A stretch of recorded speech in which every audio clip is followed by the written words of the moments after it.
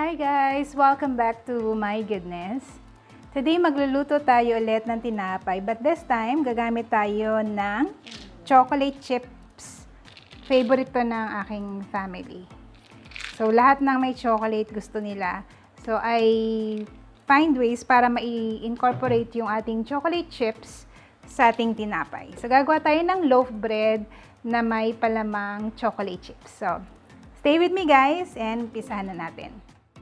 Okay, so unang gagawin natin guys ay gagawa tayo ng ating milk roux or bread improver using half cup of our milk.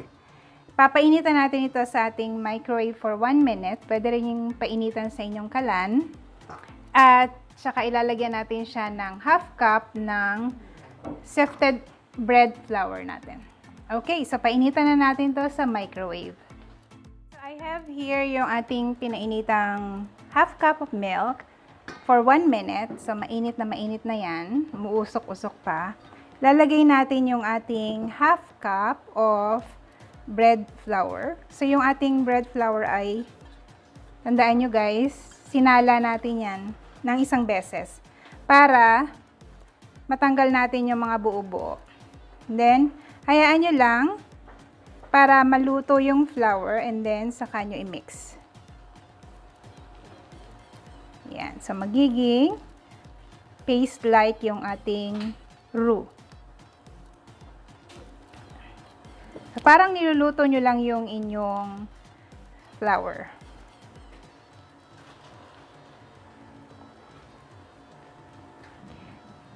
Maganda to guys kasi yung form ng loaf natin, maganda yung pagka-dome. Tapos, at the same time, malambot for how many days? And yung texture niya ay stretchable. So, mix nyo lang until lahat ng flour ay na-coat na nung liquid. Hanggang maging slightly smooth lang naman. Kailangan lang kasi maluto siya. Kung maramihan ang ginagawa nyo, like per kilo na yung gawa nyo, 2 kilos, use a bread improver, a commercial one na nabibili na sa baking store. Mas madali yon para sa inyo kung commercial. Pero kung pang bahay lang guys, I would advise to use this type of bread improver para hindi synthetic. Same din naman ang result kung commercial bread improver or homemade roux or bread improver ang gagawin. Okay, so pwede na to. Palamigin lang natin ng konti kasi masyadong mainit until tolerable na siya pag hinawakan mo yung dough. Set aside lang natin yan. And then, we'll mix everything na dito sa ating mixer. Now, kung mag-hand kneading kayo guys, use the authorized method, I would suggest. Kasi pinadali ko na yun para sa inyo. Mas mabilis kayo makakapag-create ng gluten sa tinapay, hindi mahirap mag-knead. Pero kailangan nyo lang ng time. Time to rest the dough after you mix it. So, this is just a normal bread. Yung paghalo-haluin lang natin lahat ng ating kailangan. The other half cup of the milk. Okay. We have our oil. So, pag ganito, pagkain nyo sa bahay, you can personalize kung anong type ng oil na gagamitin nyo. Depende sa health condition nyo. You can use olive oil. You can use also canola oil. Coconut oil pwede rin. And this one is our light brown sugar. Ito yung ating yeast. So this is 2 teaspoons or 6 grams of our yeast. So we're using the normal measurement ng ating yeast. I'll be adding 1 large egg. Dito naman kasi okay lang gumamit ng extra large na egg. Okay lang din yon. Pero wag naman masyadong maliit. The next is our vanilla. This is gonna be 1 tablespoon. 1 teaspoon for concentrated vanilla. And then, check na natin yung ating roux, kung okay na ba siya. Kaya na. Okay. Pwede na to. So, lagay na natin. Tolerable na yung init niya. So, medyo parang lukewarm. Or maligamgam na yung init ng ating roux. So, after adding the roux, add na natin yung the rest of the bread flour.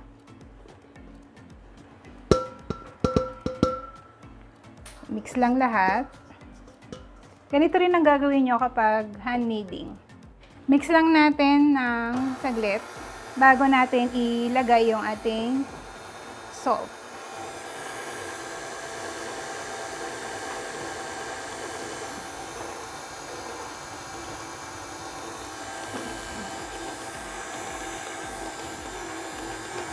Pag nag-form na, pwede nyo nang i-add. Huwag nyo kakalimutan yung salt, guys, kasi malaki ang difference kapag hindi nyo nilagyan ng salt. Mapapansin nyo na yung bread nyo matamis pero parang kulang sa lasa. Yun. Kasi yung salt ang nag-enhance ng lahat ng flavor na nilagay natin. Like yung vanilla, yung sugar, at siya yung nagbabalance ng taste. So, importante na wag nyo makakalimutan yung salt kasi lagi kong nakakalimutan yun pag nagbe-bake ako. At wala talagang lasa yung tinapay. May kulang. You know that something is missing. Okay, so pag na-mix na ganyan, wait lang tayo ng 7 to 10 minutes. Depende sa inyo. Basta makita natin na stretchable na yung ating dough. Check natin later on. Okay guys, so it's been 7 minutes. Tama na to. Pwede na. Yan. Check natin yung dough. Okay na to. Stretchable naman. Alright, so ito na yung ating dough. Yan. Hindi naman talaga siya sticky. Ganda ng pagkaka-knead natin at malambot na malambot yung ating dough. Check natin yung window pane test. Ayan. Stretchable.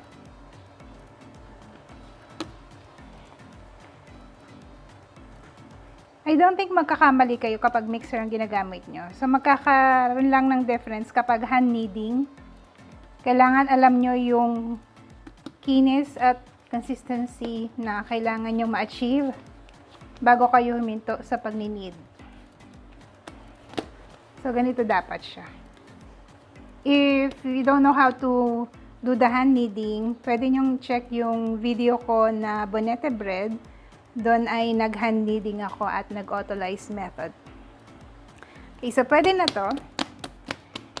Lalagay lang natin siya sa isang mixing bowl kasi paalisahin natin ito for, this one is gonna be for 1 hour up to 1.5 hours.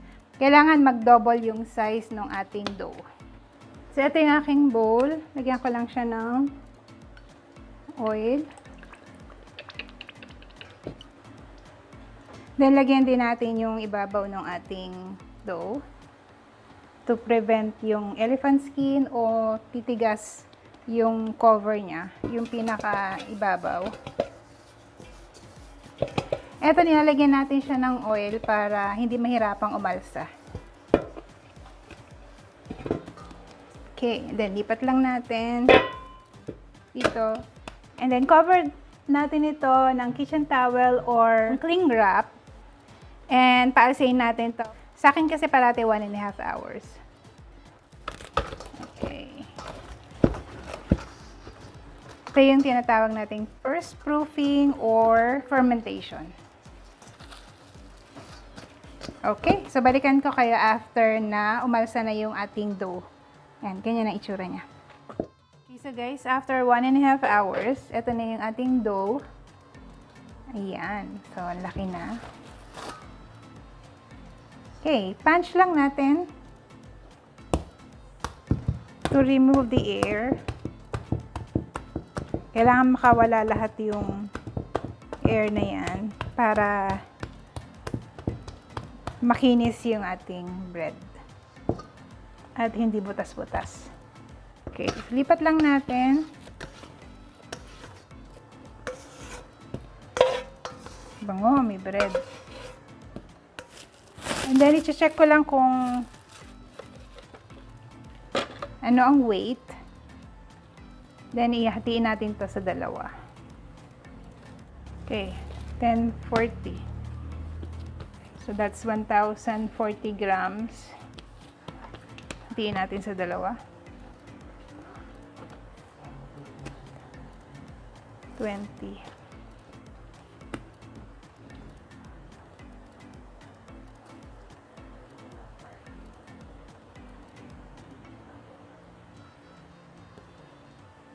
Okay.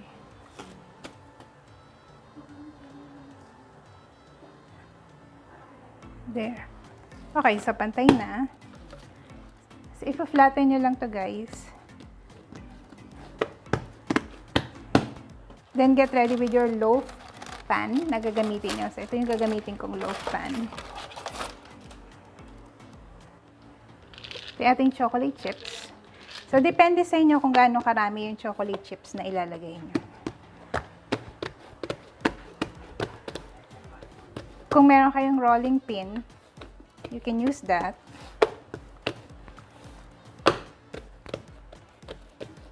Pero pwede rin naman kahit wala. So, kailangan, okay, kasing yung laki niya, yung haba, kasing laki lang nung pan nyo. Then, stretch out nyo na lang dito. Kasi ito yung i-roll natin.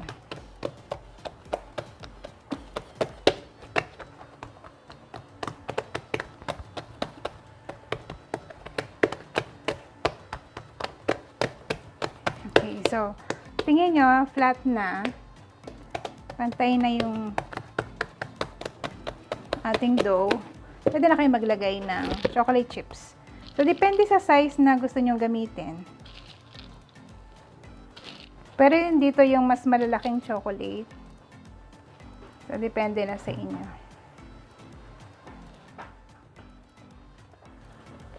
Okay, so ayan. After that, roll na natin siya. So, roll nyo lang. Tuck in. Maliliit lang na roll para siguradong dikit. Ayan. Roll.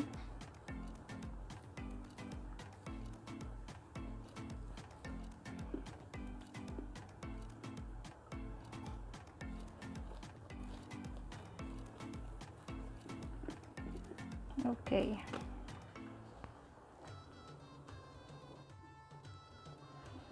Then, pinch nyo lang yung para magdikit yung edge. Mag-seal. Okay. So, ito na yung inyong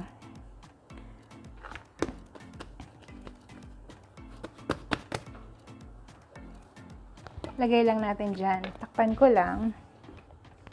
Then, gawin natin yung isa. Roll natin ulit.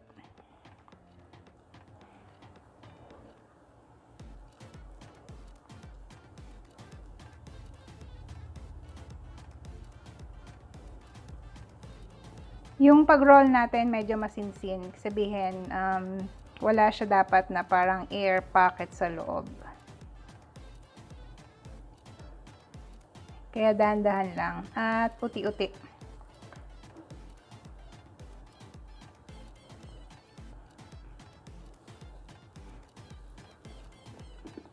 There.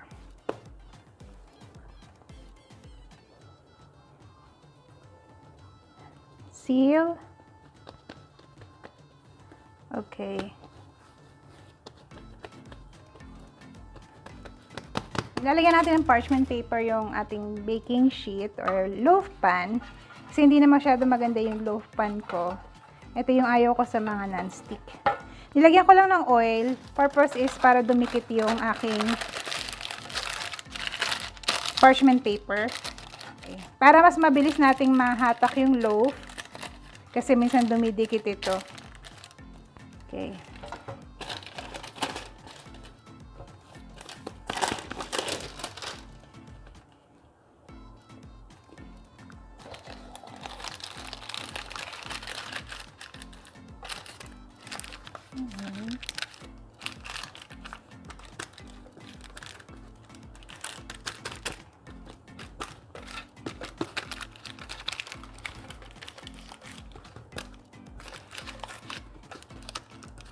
Alright, so tabi lang natin. Then, yung next.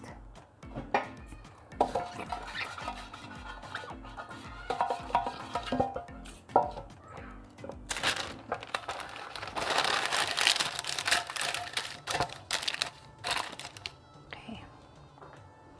Ito yung isa.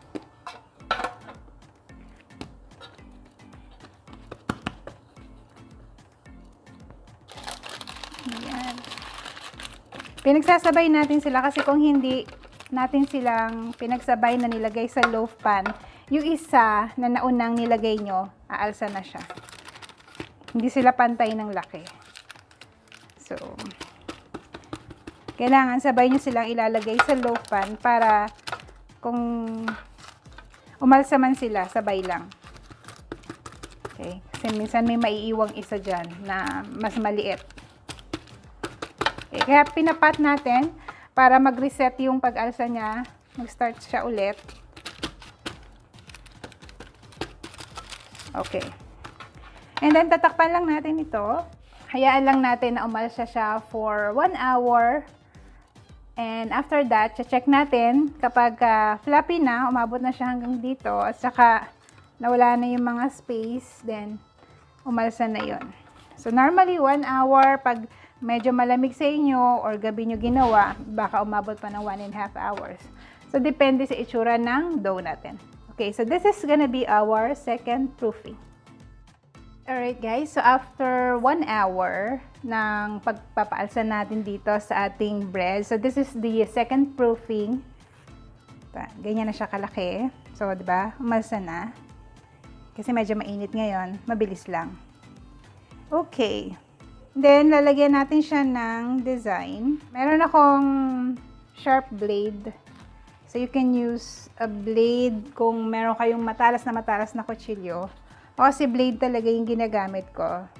Kasi, umalsa na to. So, kailangan very sharp para mabilis yung pagkat. So, while I'm doing this, nagpe-preheat na ako ng oven. So, binukas ko na yung oven ko.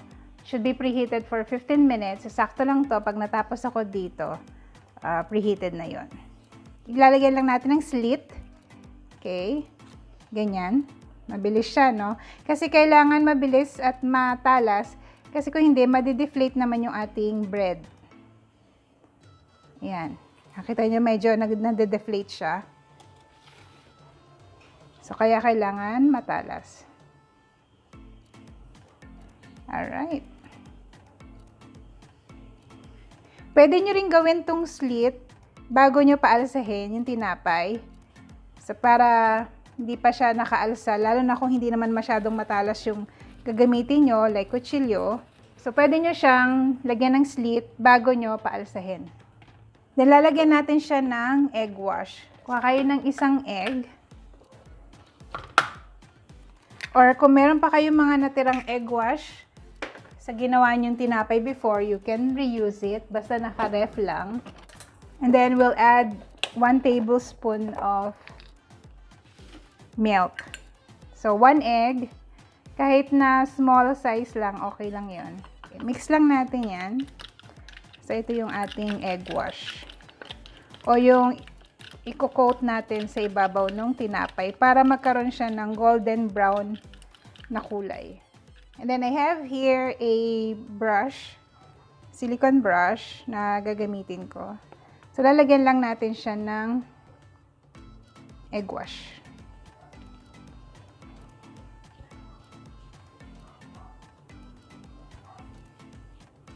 Okay.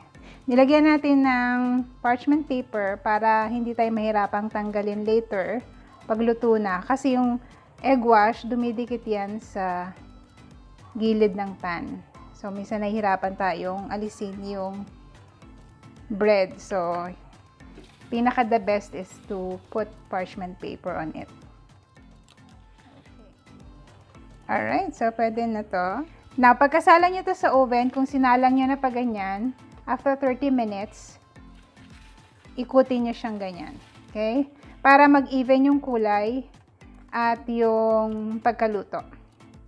Okay. Normally, this bakes for 40 to 50 minutes. So, depende yun sa heat ng oven nyo. So, I have preheated the oven at 180 degrees Celsius. So, 15 minutes yan dapat para siguradong mainit na yung oven bago isasalang yung tinapay. Okay, I'll get back to you once this is baked. Check natin yung ating bread. Yan. Nasa middle rack yan, guys. Pag niluluto ko. Okay, hindi ko lang na-on yung light kasi wala akong saksakan ng oven ko dito. So, pwede na natin itong i-pull out. Alright, so guys, ito na yung ating bread. So, pinalamig ko na ito ng mga around 15 minutes. Ito siya. Yung isa, lumabas na dito yung chocolate sa gilid. Wow! Kasi madami tayong nilagay na chocolate. So, pwede na nating tanggalin. Okay, dumikit yung gilid dito. So, tanggalin nyo lang.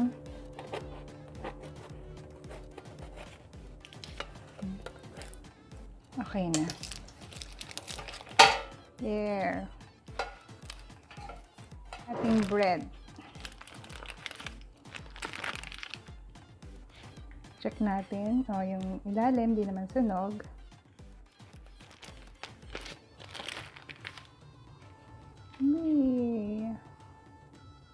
Ganda. Ang sobrang lambot. Ano nyo ba iso? Diba? Okay. Let's taste it.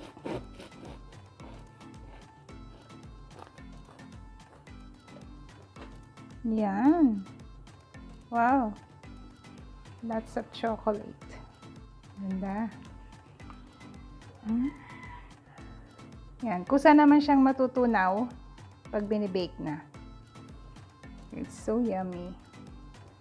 Kaya, alam niyo na, parang di magugustuhan ng pamilya ko to, paborito nila ang lahat ng may chocolate. Lalo na yung husband ko. Yan. So, ito na siya, guys. Sarap-sarap po. Tingnan nyo. Diba? Napaka-soft. My gosh. Masarap. Okay. Tikman na natin. So, this is so gooey and soft.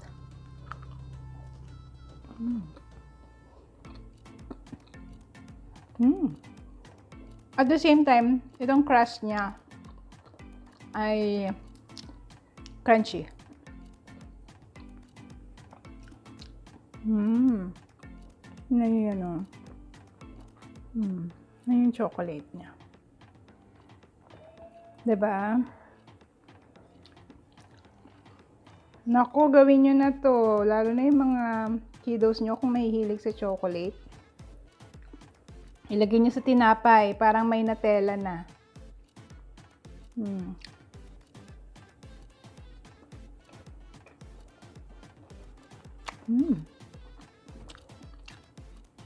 Para na siyang Nutella bread.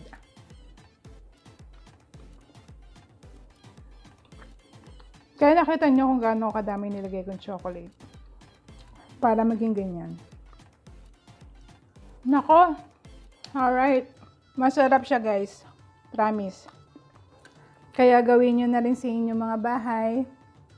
Maganda rin pang business to, guys. So, tingnan nyo.